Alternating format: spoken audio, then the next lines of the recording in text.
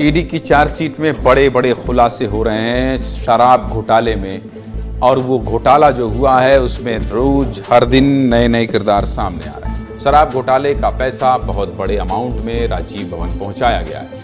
ED की chargesheet में बहुत बड़ा खुलासा हुआ है। 3200 करोड़ के शराब घोटाले में पहली बार खुलकर कांग्रेस के प्रदेश मुख्यालय का जिक्र आया।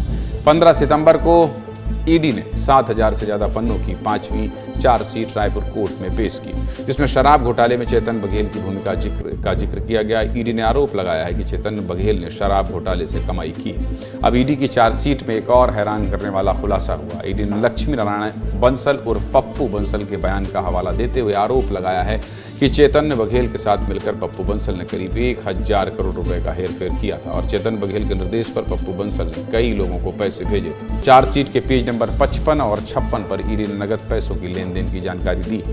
ईडी के मुताबिक पप्पू बंसल ने कबूल किया है कि रायपुर के राजीव भवन में शराब घोटाले का पैसा पहुंचाया गया है। साल 2019 से साल 2021 के बीच अनवर ढेबर हर महीने करीब 4 बार पप्पू बंसल को पैसे पहुंचाता था।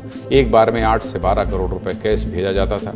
इस तरह 4 बार के हिसाब से महीने में करीब 40 करोड़ रुपए कैश की डील होती थी और 24 महीने यानी कि 2 साल में 960 करोड़ रुपए अनवर ढेबर के जरिए पप्पू बंसल को पहुंचाया गया है। ईडी की चार्जशीट में इन पैसों को राजीव भवन और के श्रीवास्तव तक पहुंचाने का जिक्र भी किया गया है। ईडी के मुताबिक पप्पू बंसल ने कबूल किया है कि चेतन बघेल के कहने पर 960 करोड़ में से करीब 100 करोड़ के श्रीवास्तव को दिया गया, जबकि करीब 860 करोड़ रुपए राजीव भवन रायपुर में कांग्रेस के तत्कालीन कोषाध्यक्ष रामगोपाल अग्रवाल को पहुंचाया गया। अब ये पैसे किसके जरिए पप्पू बंसल तक पहुंचे और फिर पप्पू बंसल ने ये पैसा किसको दिए, ईडी की चार्जशीट में इसका भी जिक्र है। पप्पू बंसल ने आगे कबूल किया है कि इन पैसों को दीपेन चावड़ा ही लेकर आता था, जो अनवर ढेबर का भरोसेमंद और खास आदमी था। Dipen Chavda Swift Dzire, Alto और होंडा सीआरवी कार से पैसे लेकर आता था और इन पैसों को सुबह 10 बजे राजीव भवन में देवेंद्र दड़सेना को दिया जाता था, जो कांग्रेस के पूर्व कोषाध्यक्ष रामगोपाल अग्रवाल का असिस्टेंट था। इतना ही नहीं, ईडी ने यह भी कहा है कि पैसों का लेन देन कोड वर्ड में किया जाता था। पैसों के लिए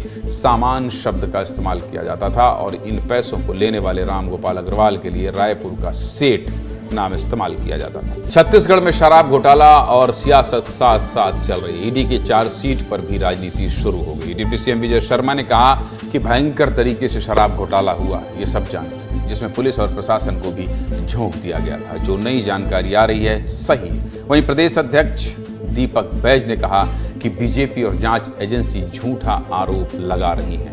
चाहे जितना भी आरोप लगे, कांग्रेस डरने वाली नहीं है।